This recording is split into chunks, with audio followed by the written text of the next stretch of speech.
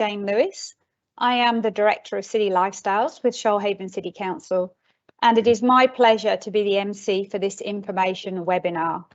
Thank you to everyone for joining our Recovery into Resilience Project Information webinar today, and thank you to the councillors who have joined our audience to support their community. To start, I would like to invite our Shoalhaven City Council Mayor, Amanda Findlay, to give an acknowledgement of country. Over to you, Amanda. Well, good morning all. And these are strange days indeed, aren't they, where we get to come online, and this workshop was meant to be face-to-face down at our Emergency Operations Centre, but the way that the situation has unfolded, here we are doing our very best. And in doing our very best, I do want to acknowledge that the country that we're on is Yuin country, and that there are many tribes across the Shoalhaven, the Jerrinja, the Nowra Lands Council, and also the Ulladulla Lands Council. And I really want to pay my respects to all of the elders, our local elders, and elders across the state who are really dealing with the impacts of the COVID pandemic. We've had issues in the past around pandemics and epidemics that have, done a lot of damage to our Aboriginal populations in our communities, and we wish them all of the best during this time. This land was, and will always be Aboriginal land. And as we move through into our recovery and resilience, what we can look upon is watching our landscape return, because recovery means so much to so many people. And that's just one part of that journey. So we watch our landscape grow, and those new shoots give us the hope that our lives can return to normal.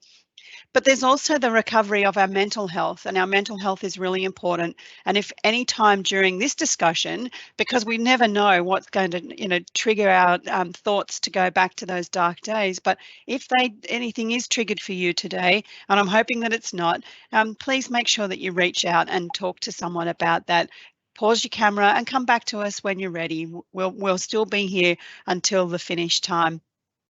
And of course, then there's the physical space and rebuilding our homes and making sure that we've got roofs over our heads, and that those roofs that we have are better than what they were before. Because when we build back, we really do want to build back better and to enjoy that new sense of ownership that we have of a place. But resilience and recovery do go hand in hand, and what could be better than facing the next disaster and feeling a high level of confidence that what you're about to face, that you've got the right information, that you know what to do and you know where to go when things are really bad. And that's why I really am so behind this resilience project, because at the end of the day, it is about people, and it's about our people doing the very best that they can whenever times are tough. We've done okay, but how do we do better? And I think that you'll see during the next little while that there are plans afoot that we can do it better, but we need you, our people, to make it work. Thanks, and thank you, Jane. I'll hand back to you. Thank you, Mayor Amanda. I have a few housekeeping items to go through before I hand over to today's presenters. This webinar is being recorded, and it will be posted on Council's website to allow the community who have not been able to join us today to view this webinar at their leisure. With the flow of the webinar, it is intended to have a question and answer session at the conclusion of the presentations to answer any questions. And I encourage guests to post their questions in the chat room, and at the end of the session, our moderators will read them out and refer the item onto our panel of presenters to provide an answer. The question and answers will also be recorded and posted to our Get Involved page, and we will post the information on the Get Involved page at the end of this presentation. Now, our first presenter is our Shoalhaven City Council CEO, Stephen Duncher, who will provide some background as to how this project came about. So over to you, Stephen. Thanks very much, Jane, and good morning, everybody, or afternoon, whenever you are watching this webinar. As Jane said, Stephen Duncher is my name. I'm the Chief Executive Officer of Shoalhaven City Council, and I'm very pleased to be with you today to participate in this information webinar. As others have said, given these uncertain times, it would be ideal that we're meeting face to face to this, as we got the opportunity to do through the recovery project after the bushfires.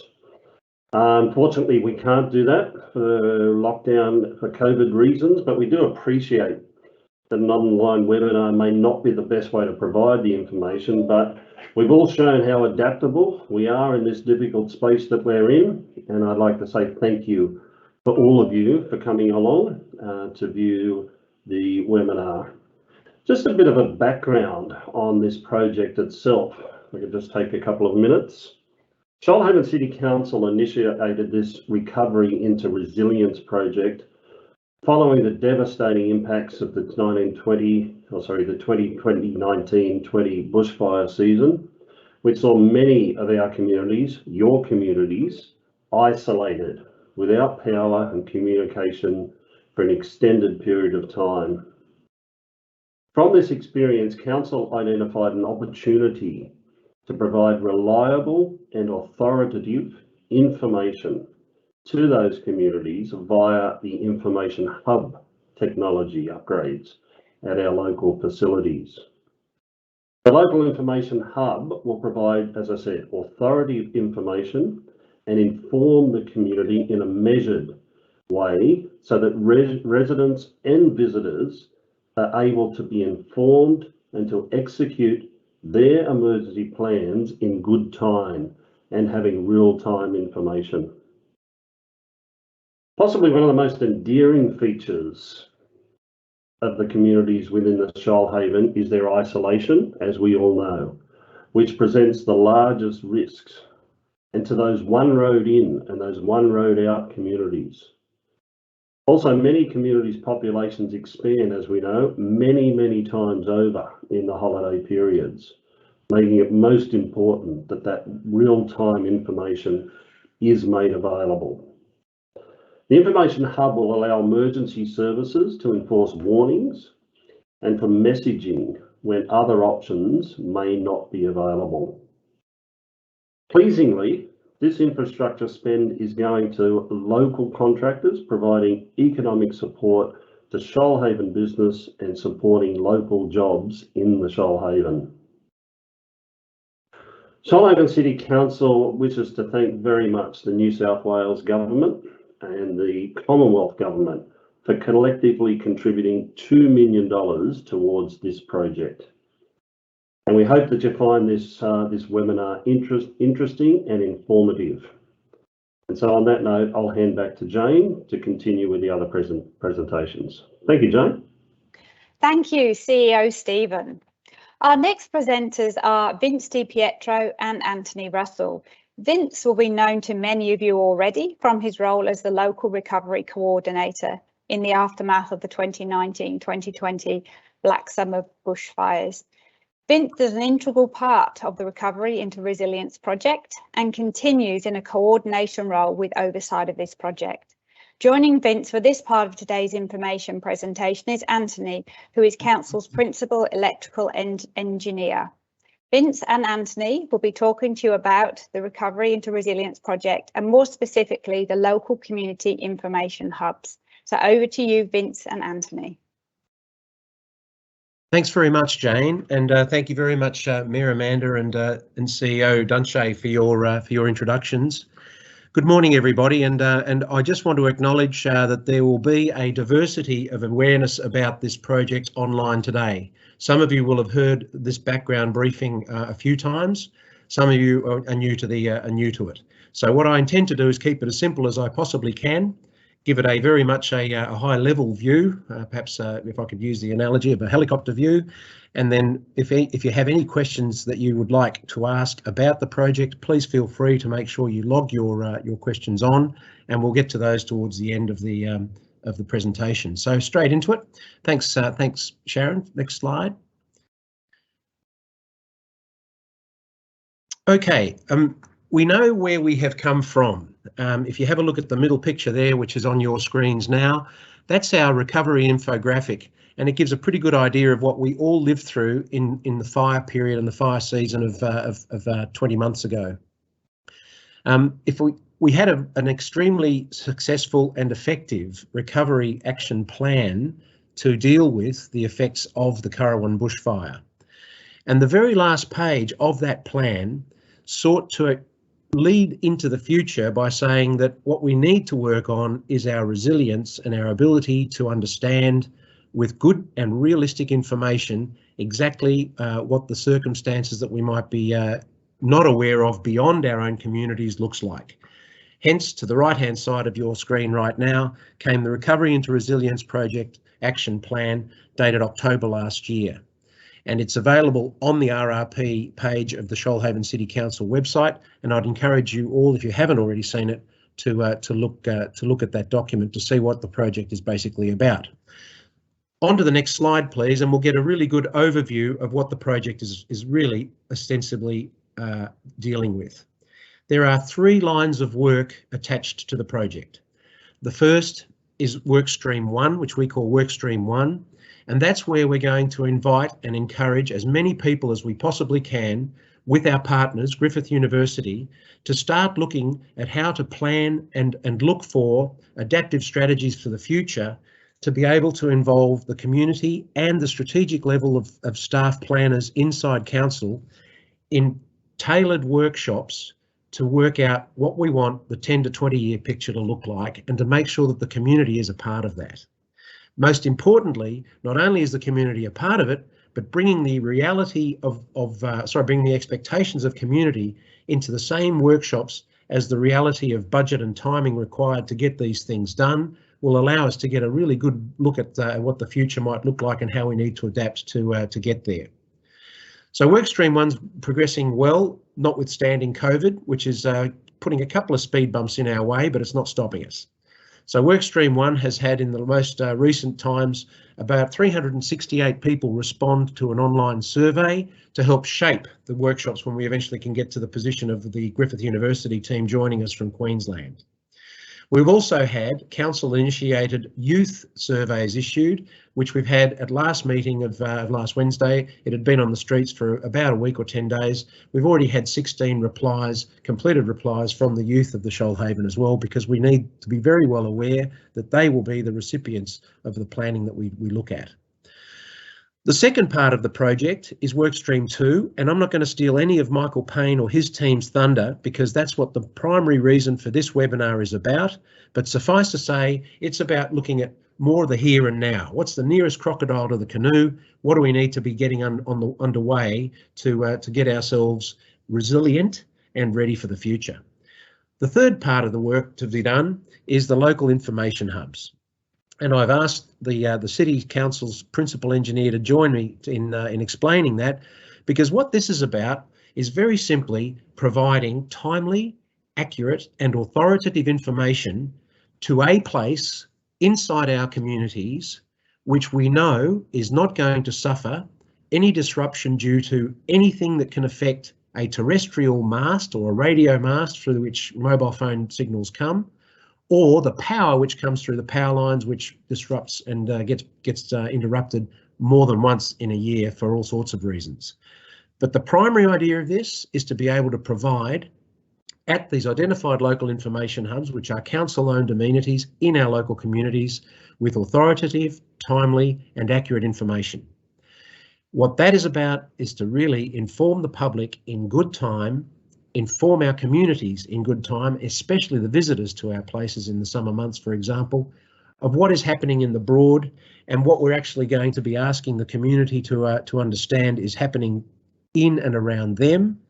But most importantly, it's to provide the information in a timely way so that we can encourage people to leave and to do the things that they've got to do in a good and timely fashion. And so with that, what I'll do is I'll hand over to the principal engineer, because you're going to see some of this work happening right now, from now, in your local areas, and some sites have already seen the work start. So I'll hand over to Anthony, and then I'll come back and round up with a few sort of fun facts at the end of it. So over to you, Anthony.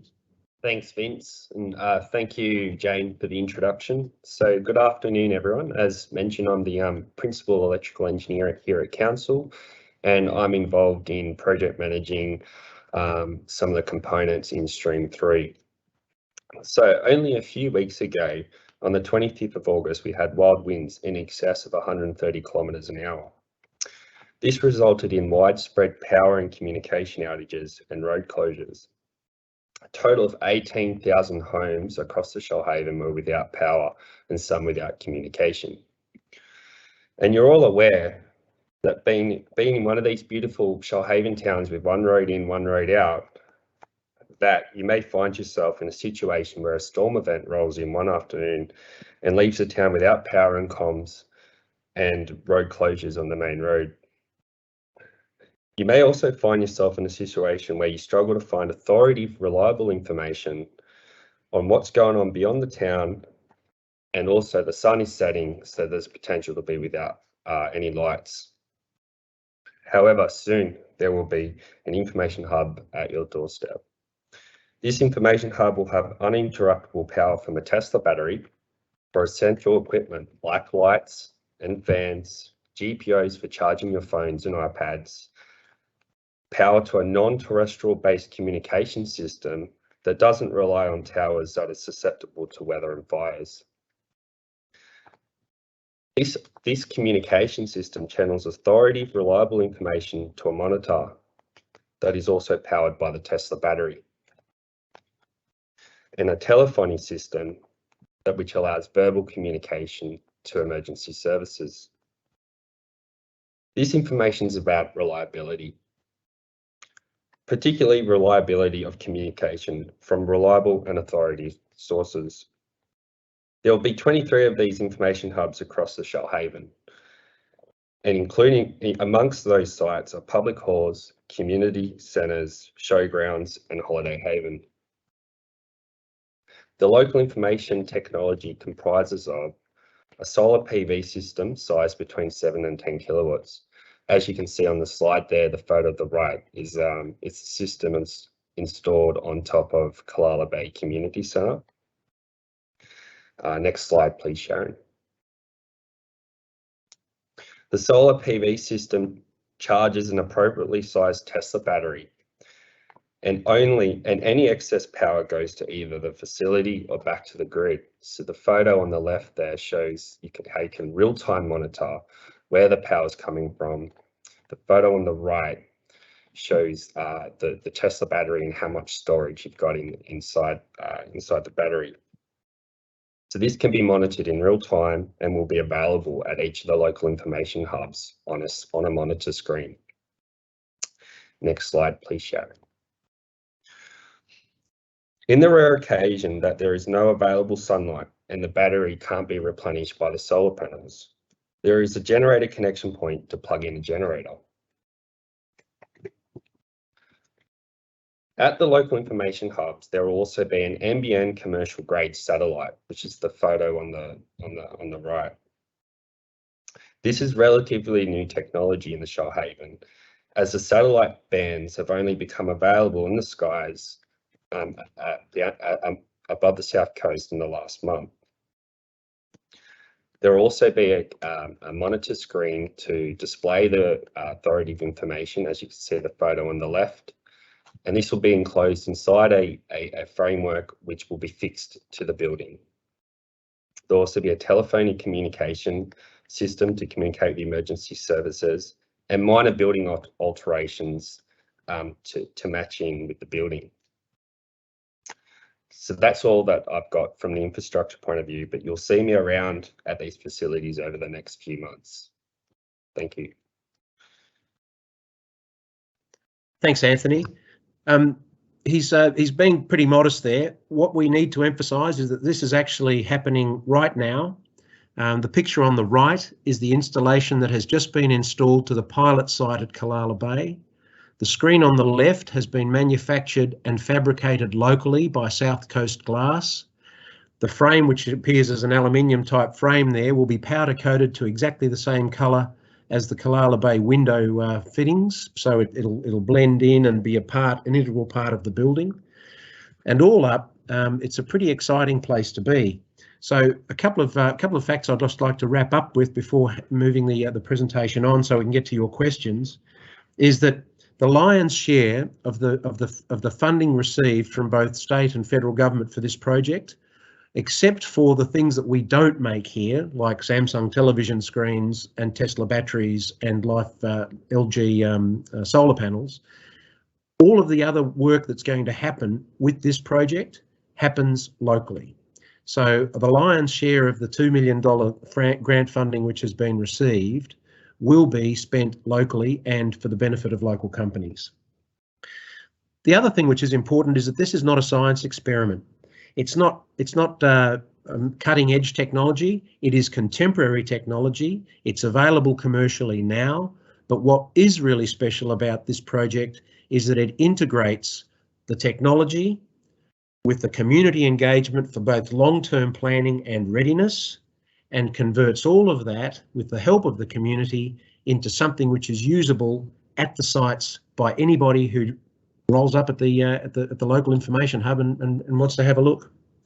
And the information that's on those screens will be designed and tailored to a certain number of screens on a rolling fashion, a little bit like ordering your burger at McDonald's, except you don't order a burger, you just read the information. And it will be in a readable form, which is sensitive and aware of the fact that what we're trying to do is keep people informed year round. And so the information will be available and accessible in formats which doesn't mean you have to stand there for days and hours reading it, but it'll hopefully use the sorts of icons and pictures and messaging that makes instant sense to whoever's reading it, noting that we do get a heck of a lot of visitors, especially in the summer months. The final thing, which is really important, is that all of this is scalable. What we mean by scalable is that this is the start of something that can be as big as we want it to get. So while there are all sorts of ideas which make a great deal of sense that we could do with all of this, namely, why can't we have it spread out to an app to people's mobiles? Why can't we have it more broadly transmitted rather than just at the one site? The answer is we can, but we need to start somewhere, and we need to get the message to a recognised local information hub in the first instance, and that's what this project is about. One slide I didn't put up and I didn't ask to have shown, and I won't ask to go back now, but we do meet as a team every week, every Wednesday afternoon at 1:30 for about an hour. We allow for 2, but we generally meet for no more than an hour. And we have representatives from all work streams and all of the key people in council to make sure that we're all on the same wavelength. We've met 31 times. So we've started this in December. We've met 31 times, and we have kept as closely as we can to the timeline which we submitted for the original funding and the deed of funding with the state government, so that we are actually accountable for the delivery of this over the time that the project has been allowed, which is effectively completed by the 30th of June 2022. With that, I'll hand back to Jane, and I look forward to your questions.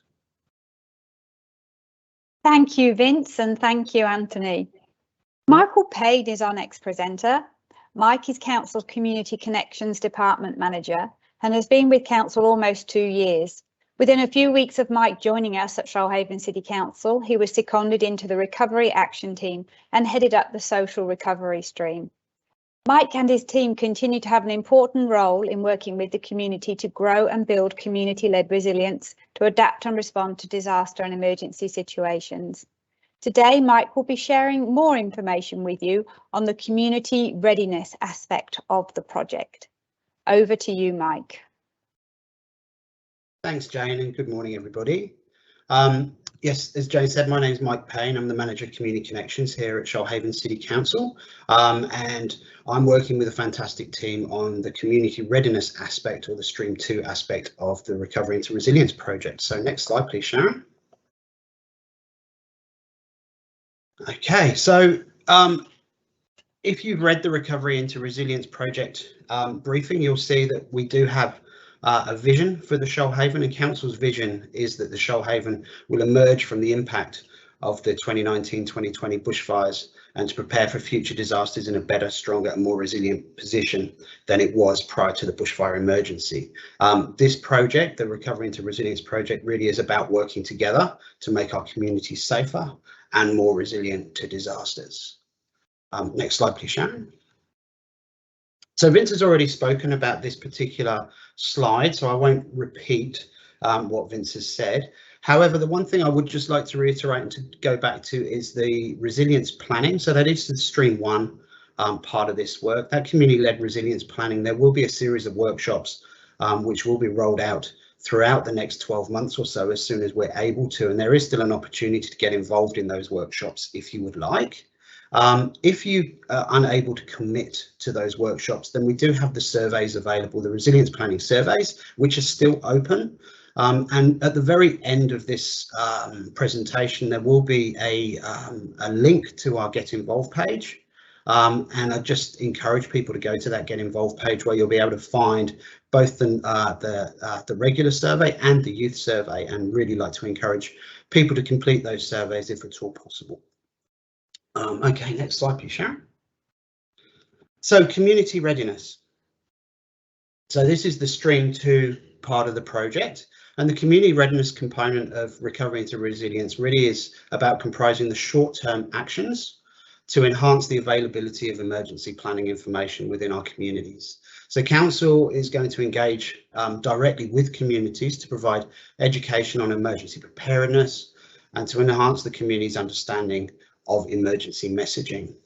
The programme will also be complementing work that's already underway to improve tourist and visitor safety and emergency preparedness. So part of the work will be the development of an all hazards information guide, which will be provided to our tourism operators, and particularly those really large scale operators, the caravan and campsites, and that will assist them in an emergency. And we're currently working with those providers, and we're consulting with those particular operators at the moment. This particular program is around engaging the community in the activation of the local information hubs, and that also forms part of this activity stream. Now, as Stephen and Jane have both already mentioned, and our Mayor Amanda, our preference was always to hold all these sessions face to face. It's very hard to do community engagement via a webinar. However, unfortunately, the circumstances dictate that we have to be reverting to an online format at this stage. When we're able to, we are really keen to come back out and start and to deliver this work face to face. But we'll continue planning to deliver online until we're actually able to open up and come out face to face. So this particular meeting was supposed to be held at the Emergency Operations Centre, which would have given us all an opportunity to come together and have further discussions, and we're even going to do a workshop component after this meeting, but unfortunately that hasn't been possible. And then the follow-up engagements, we were going to be coming out to each of the halls to do some pop-up engagements at the halls to meet with members of the community, to give them information about what this program was about, and also to recruit them into some smaller working groups as well. And then that would have been followed up by some face-to-face community workshops where we would work in smaller groups to develop procedures and protocols for activating the information hubs. Okay, next slide. So step 2.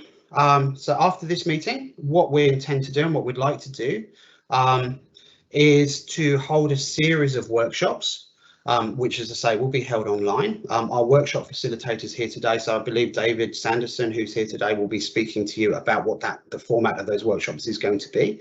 But the first round of workshops will be working with the people on this webinar around how we can engage more broadly with your local community. So we really want to work with you, and we're looking for your guidance and support in who we should be engaging with and how we should be working with your communities. To identify people that maybe like to be part of the localised planning and also the activation of these hubs. And then our second round of workshops will be very much focused around developing our local procedures and looking at the best use of the provided infrastructure.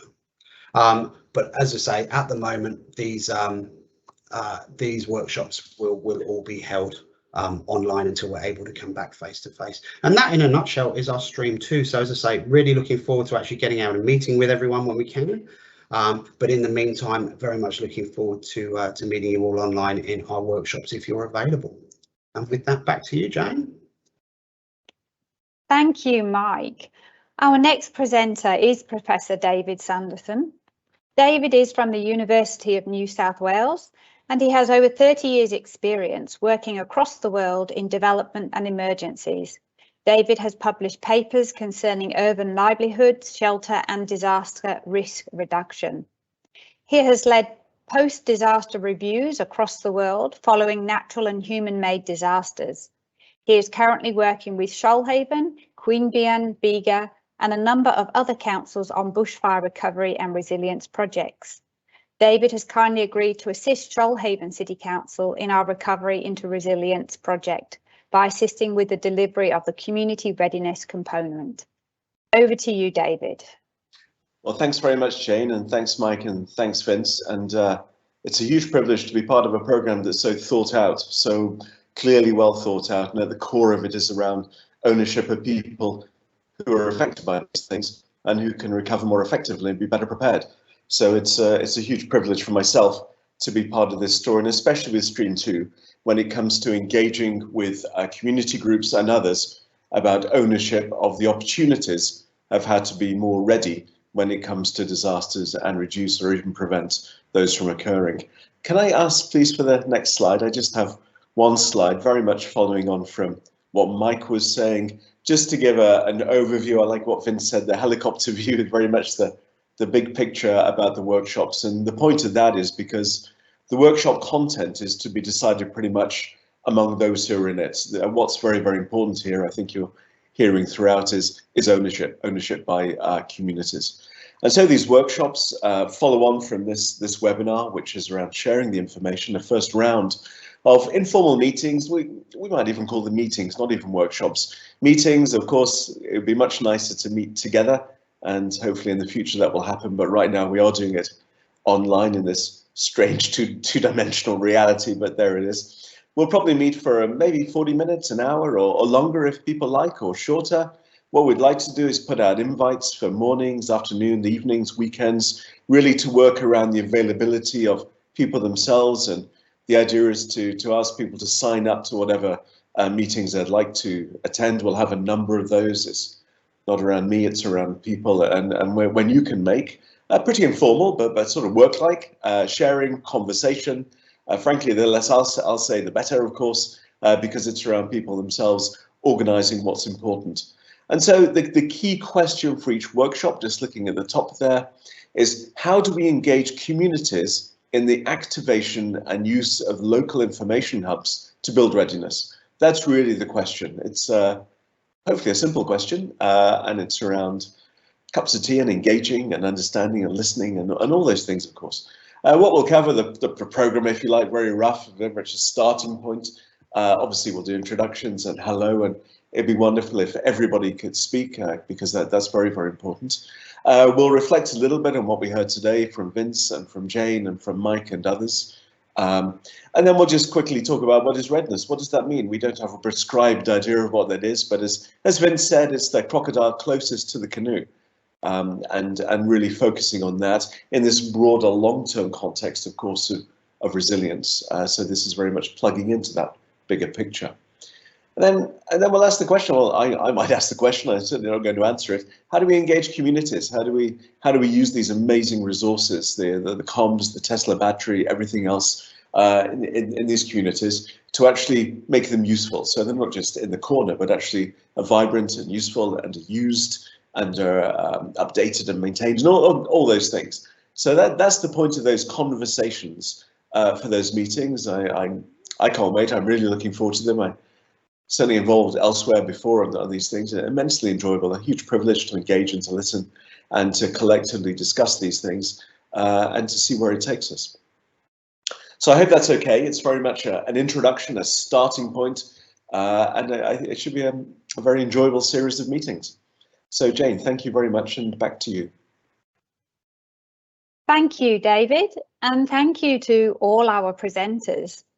We'll now move on to the question and answer part of the information webinar. I note that there have been some questions posed during the presentations, and so if you have questions, please keep those coming in. I will hand over to Vince DiPietro for the Recovery into Resilience Coordinator to facilitate the Q&A, and Vince will invite the appropriate presenter to talk to the points that have been raised. So over to you, Vince. Thank you. Thank you, Jane, and thank you, fellow presenters and work team members from the project. I think that was as solid as an overview as we could provide, given the time and the constraints of remote technology. But we have had some good questions come in, and I, in no particular order, but I'll try and get a few of these up and out. The first question from Anonymous was, what's the point of being able to charge up your phone or iPads or laptops if you can't access the signal via a commercial NBN dish? That's a good question, but again, it assumes that this is about general public access. This is a local information hub to try and get authoritative, accurate, and timely information to the community in such a way as they are able to assess, think, decide, and act. The assumption that this is there for the in extremis part of an emergency where the fire has completely enveloped anything and we've really got our backs to the wall, that is not the intention of RRP. It can't function like that, because one of the things we've got to be very conscious of is that it's the timeliness and the accuracy of information which is all important to make sure people know when to act in a timely and respond in a timely way. Especially with concurrent emergencies like COVID now, the notions of evacuation centres that perhaps had some attraction in the past, I'm afraid in the current day and age probably don't carry the same attraction. And most importantly, that one of the key aspects of anything which is determined to be an evacuation centre is that it must be able to be accessed in two ways by emergency and first responder teams. So anywhere which is at the end of a one road in, one road out, which has the potential to be blocked, we want to make sure that people are leaving those sorts of places, or at least responding with their bushfire plans, if it's a bushfire that we're responding to, in an early and a timely way. Why offer power for laptops and phones? It's an amenity which, in an emergency, or if power for whatever reason has been disrupted somewhere upstream, it's an available amenity with the emergency configuration of the power at the essential services to each place. Another question was, will we have the sites published? And the answer is yes. If you go to the RRP page, you will see that there are 23 sites. They are all locally council-owned local amenities. They're effectively the hubs, the little halls and community centres and places which in the past have really largely sat awaiting the next booking for a social event. We're converting those to have their essential services powered by something which is not reliant on something bolted to the earth, namely the sun, and can be communicated with by something which is not reliant on something bolted to the earth, namely a mobile phone tower. So the answer to the question is yes, you can see the sites. They are council-owned amenities. Hopefully we'll have a little bit of budget left over to perhaps look at a couple of places which are not owned by council, but which make a great deal of sense to equip with this equipment in due course. Another question from Carol. Are there plans to consider access for people with limited mobility and for vision impaired people? Great question. Fortunately, most of the places that we're talking about, because they are already owned by local council, by our council, they do have things like ramps and mobility advantages already plumbed into them. So they're being built. You know, the ramps have been built, for example, at Baril Lake. There's a terrific ramp there that goes into the hall.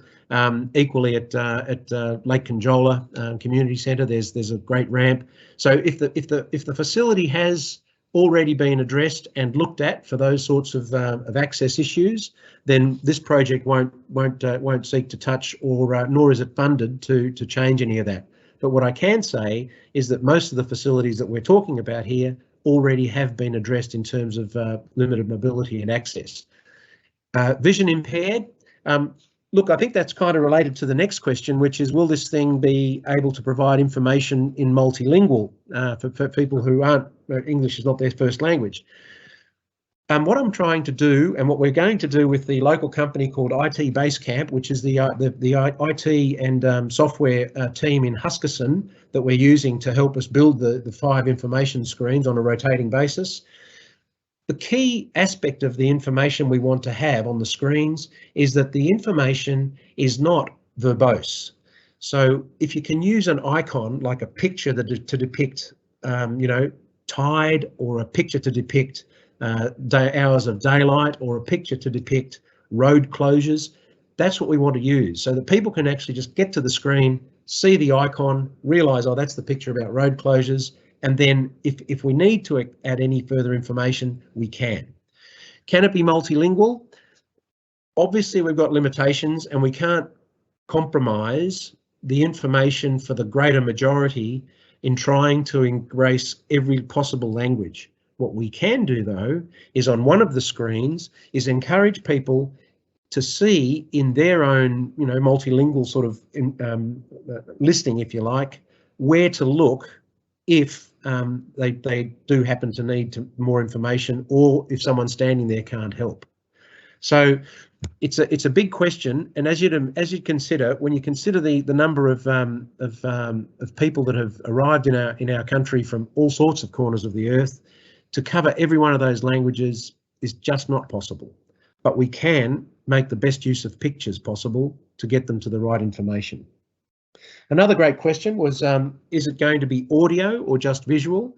The screens will just be visual, and there will be a telephony connection to the sites, so that if there is a need to contact either council, or if the Emergency Operations Centre is active, contact the EOC, there will be a means to do that. And each site will have a means to achieve that, tailored to its specific strengths and configurations. As you'd appreciate, as we do our site surveys down the coast, almost all the buildings are absolutely unique. There's no standard cookie cutter approach being applied here. Some of the buildings are amazingly modern and well equipped, others not quite so.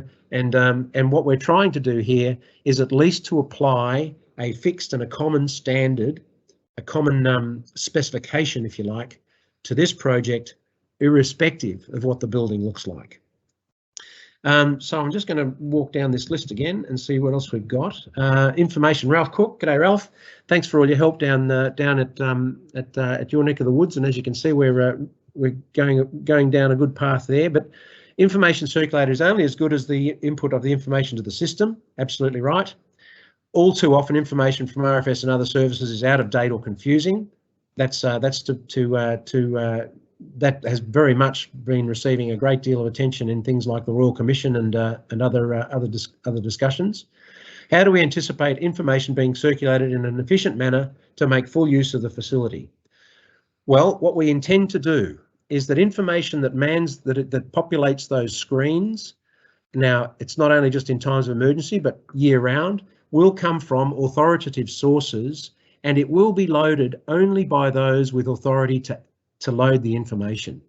So if we're coming in, for example, into an emergency period where, let's say, the EOC is activated, and we will then shift the communication point from the Shoalhaven City Council admin building to the EOC, information that will be populated on the screens will come from the most authoritative source that we have. And for those that have been to the EOC, you'll recall that it's the very next room where all the first responders, the emergency responders all live, and they will be able to feed us with what information they have to be the most accurate at the time. But, and here's the kicker, because this is a local system, and because we intend to include a telephony system of some sort dependent on the site's configuration, if people in the community, and that's why Stream 2's work is so important, because if you are a part of this and you are volunteering your time and your dedication to making it work at the community end, if you see something in your part of the world which has not been captured in any other way, then this will be a way of getting your view of the situation to the right people at the other end of the phone. So it's something we didn't have 20 months ago. Is it the silver bullet? No, it's not. But it's a darn sight closer to loading the magazine with a few bullets that will work. And because it's scalable and can be made to be broader in due course, it's a terrific place further down the track than we were 20 months ago. and will be a very good addition to the Shoalhaven City Council's ability to communicate with the community and the community's ability to communicate with the council. Other questions here. I'm just looking down my little screen here. From Amy at Husky, thank you, very happy to be involved. Thanks very much, Husky. As you know, we've been able to fit the battery, the inverters, and the solar panels to your community hall. And as soon as we've done the Callala Bay pilot site, so that we can have a really good set of comprehensive pictures of what this actually looks like, we'll be able to then move down to Husky and to the other sites that have been very cooperative in helping us get our surveys done and get the configurations and the specifications worked. I think that's all the questions. I'm just seeing if I've got. I think that's it. Oh no, here we go. Husky Hall is a pilot hub. We have the panels and Tesla battery. Any update on the monitor screen and satellite internet capability? I think I just covered that.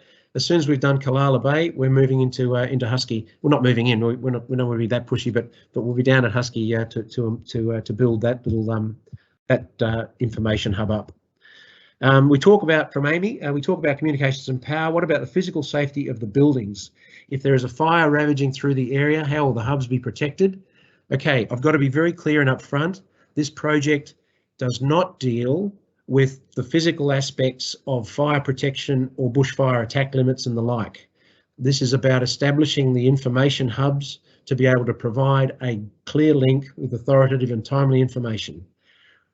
As far as what to do about the buildings themselves, if there are smart things that need to be done to protect the building because for whatever reason, we haven't cleared the right amount of area around it or whatever the case may be, that needs to be addressed through other sources in business as usual with council.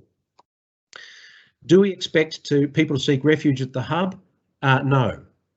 As I've just described and explained probably very poorly, is that these are not intended to become magnetic gathering points for people to go if everything is completely black and it's gone very, very fast, very, very seriously south.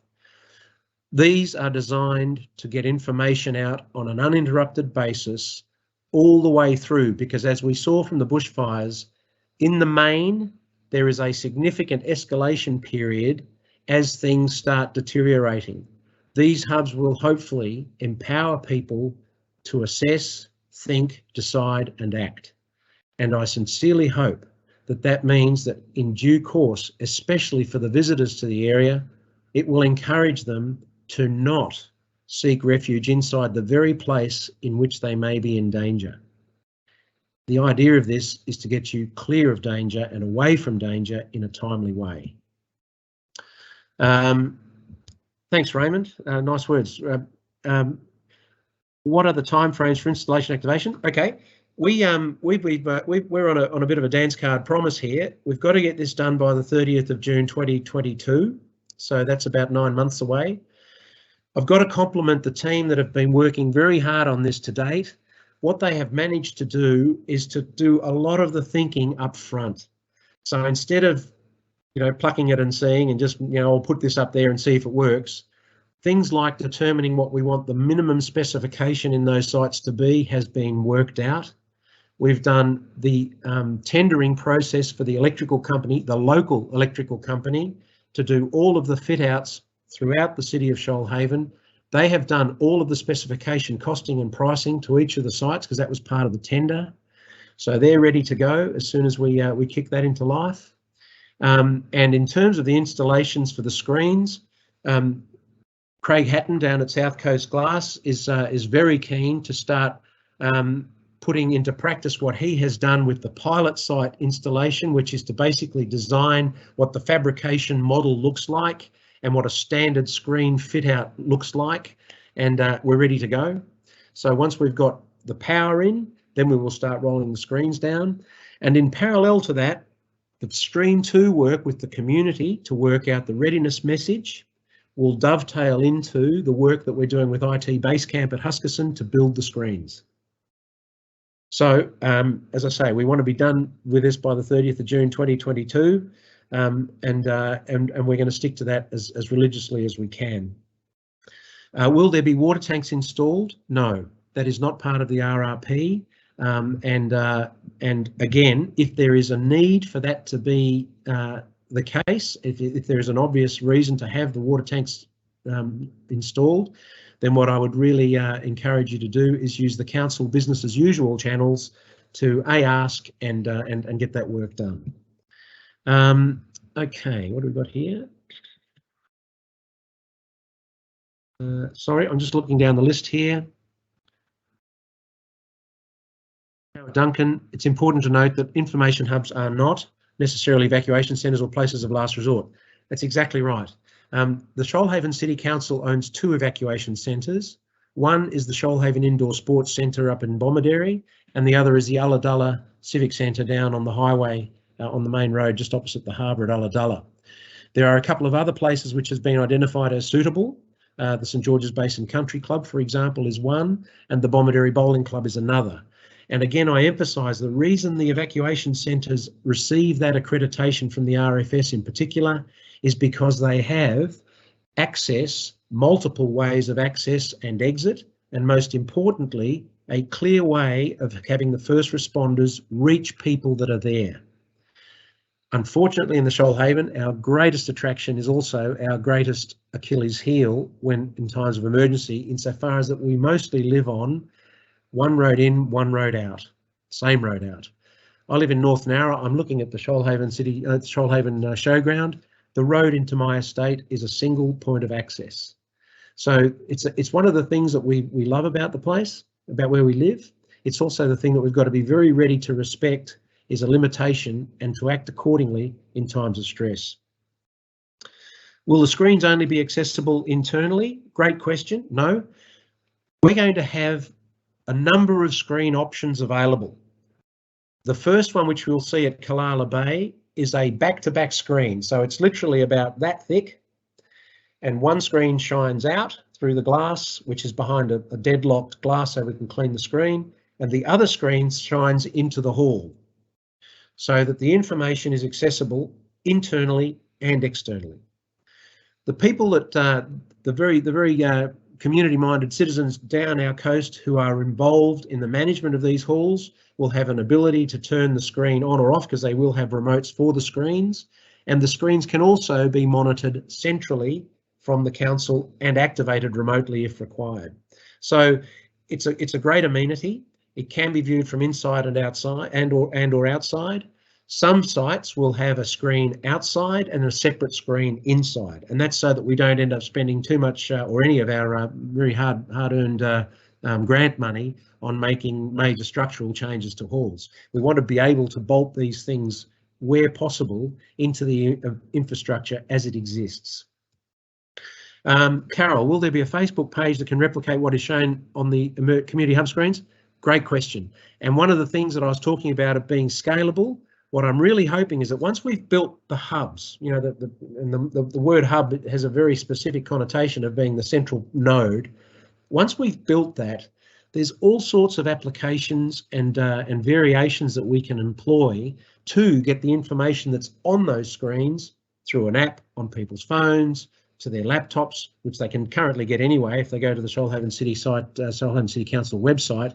But yes, it can be scalable in due course. For the moment, this is not in the scope of the project, but the project will at least allow us the heart of that activity to be formed, and that in due course, if we can and want to and can afford to do it, we'll expand it. What are the issues for managing building security? That's also a great question. One of the reasons we've used a local provider to build and fabricate the security around the screens is because we're very conscious that we want the screens to be secure. Equally, we want the batteries to be protected. So in certain places where we can't offer a lock and key and a behind, out of sight, out of mind type scenario, we are investigating being able to install wire cages around the amenity so it doesn't get affected. The screens themselves, if they are visible from the outside, they will be behind 15mm toughened glass and a deadlocked hinged door so that we can clean the glass and the screen.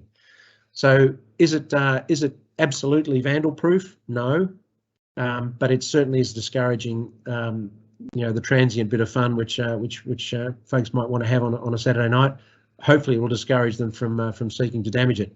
Now, interestingly, it's a similar configuration in terms of the construction of the boxes as exists for the community notice boards, which have been installed by South Coast Glass down a number of the halls down the coast.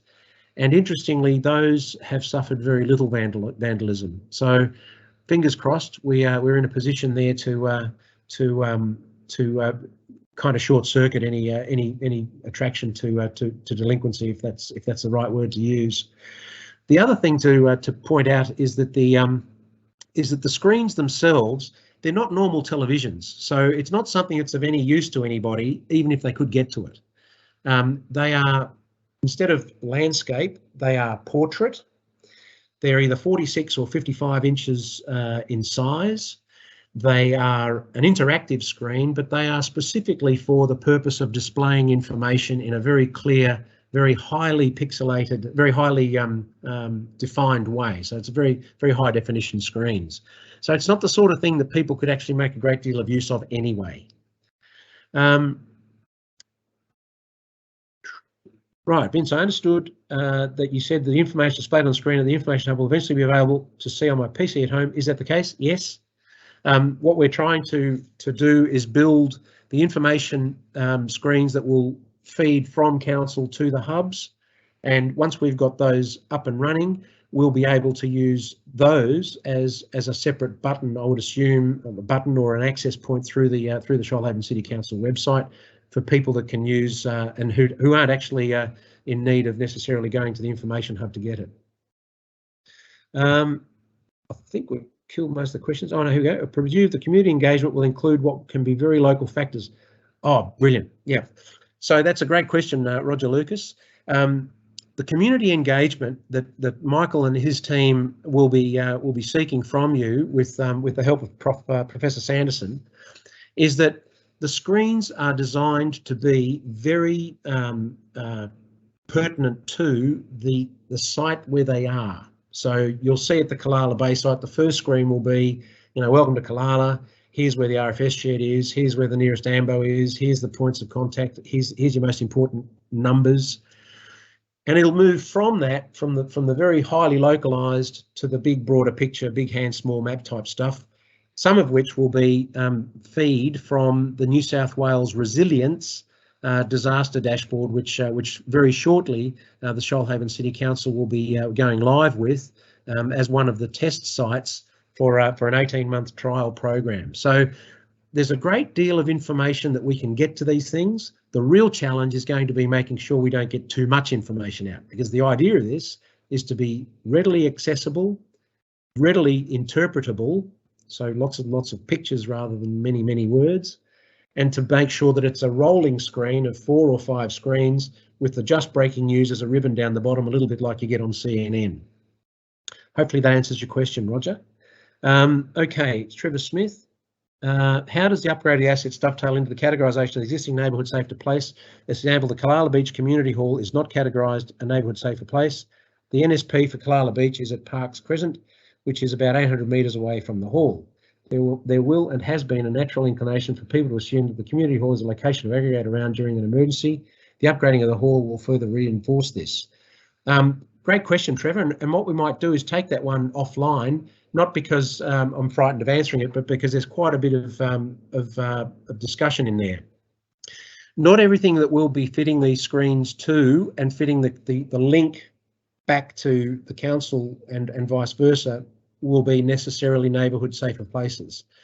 Some of the halls that we'll be fitting them to are just that. They're just community places where traditionally it's, the local football club 21st birthday party, or just opened up on the odd occasion for social activities. So it's a way of reaching the extremities of our city. And you've got to remember, we're 4,600 square kilometres. We've got a huge number of isolated folks in all sorts of parts of our city. This is trying to reach those places without them having to necessarily get into a car and make a day trip of it to get to one of the main rural, one of the main urban centres. So They're not all neighbourhood safer places. They're not all evacuation centres. In fact, that's definitely the case. But they are providing a level of communication with the right information from the right people throughout the year. Just working down my list of questions here. So how are we going to get a record with info to the OC and not just send an email? Sorry, I don't understand that question, but I'll happily try and answer it with an email. Will there be a Facebook page or recommended information show? I think we just answered that one. Screen location of the building. Can we have input to where they go? Okay, great question. Absolutely. We have already consulted with a number of local community hall management and community key people to ask for their advice. We have made significant inroads to making sure that the community's desires and wishes for where the screens are is honoured. And for that reason, for example, I acknowledge the Killala Bay site. We had a view of it going on one particular part of the building, and thanks to the input from the team down at Killala and the community hall management folks, they said, no, it should be here. And in fact, it was diagonally opposite on the other side of the building. And that's exactly what we're after. We're not trying to, enforce this onto anybody. We're trying to provide an amenity. And as a long-term resident of the Shoalhaven, can I just say that the council is really bending over as much as it possibly can backwards to get this amenity out to the community. It's a terrific opportunity. So the answer is yes, you can have input to where they go. Who has control over the info and goes onto the hub, and can they be used for community info outside emergency times? That's a terrific question too. So the information can only be loaded by people who will be authorised to do so.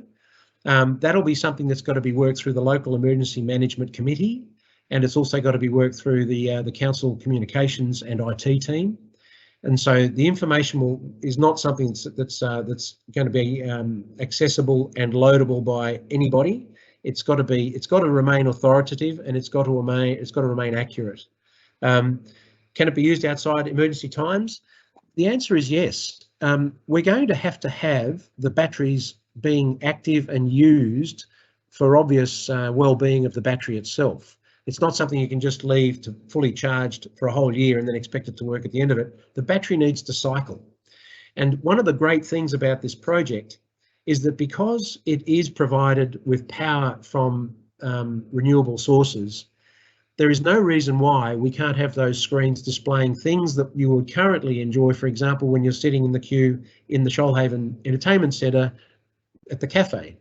There is no reason why we couldn't display down there what's on in the next, in the coming weeks in terms of shows, what's happening in terms of activities inside council which affect the community. There is absolutely no reason why these things can't be used. In fact, they will be used to issue or relay important council information to the community. You said communities, stand by. Scrolling down, would have an authorised person to input information from each local area. Will that be by email, by phone? Okay, the information on the screens will be entered and owned by the authorities that have to make sure that what they're feeding to the community is accurate and timely. If there is an input from the community which informs that process and updates that equipment, having gone through the right channel inside the emergency system, then that will be updated accordingly. Have a council asset to establish a hub. What are their options? That's a great question. I think that has to be split into two parts. I do know that there are some communities that are very active and concerned that they don't have a local council amenity that they can call home, inverted commas. That is something that I would urge communities to take up through their local council laws and to process in business as usual to see if we can remedy that.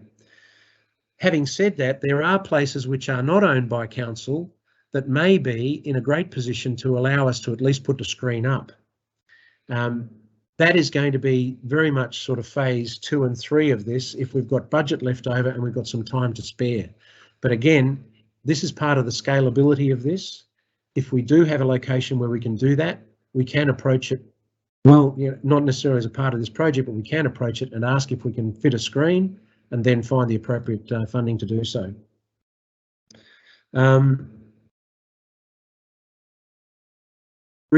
Screen usage. Down the line, could we display local trades and services as a paid advert? Look, I can't answer that. The money has been allocated by the state and federal government for a specific purpose, which is for community information. And by that, it means authoritative information. I think my personal view, and I emphasise this is my personal view, this is something to be discussed well down track once we've got the thing up and running. My personal view is that once you open that particular avenue, there's all sorts of things that can end up effectively clogging up a screen or a system which is designed specifically for the benefit of the whole community. But that's a discussion for down track. Can the community turn the screens off? For example, if we had a wedding on, man, if we had a wedding, that'd be a bloody good thing at the moment, wouldn't it? But can we turn the screen off? The answer is yes. The community hall management folks will have the remote to dim, dull, turn off the screen. If for whatever reason we need to get the screen back up and quickly, that can be done remotely from council. So the answer is, you know, we're not going to interrupt the best man's speech with news of wind, weather, and tides. Okie dokie, let's keep moving. Okay, I think I've answered as many as I can.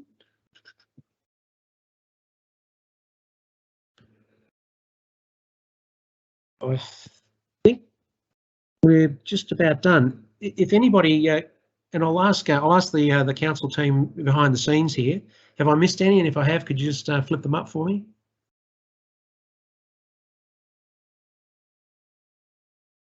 Because if not, I reckon I may hand back to you, Jane. Terrific. Thank you, Vince, and some great questions there. Thank you very much for posting those and sharing your questions with us, and for Vince to giving such comprehensive answers. And that information will also be posted on Council's website too. And if you've still got questions, please forward them to Council, and we will certainly get back to you on those. A big thank you to all our presenters today, to Mayor Amanda, CEO Stephen, Vince, Anthony, Mike and David. And particularly to you, thank you very much for taking time out of your days and joining us today for the webinar.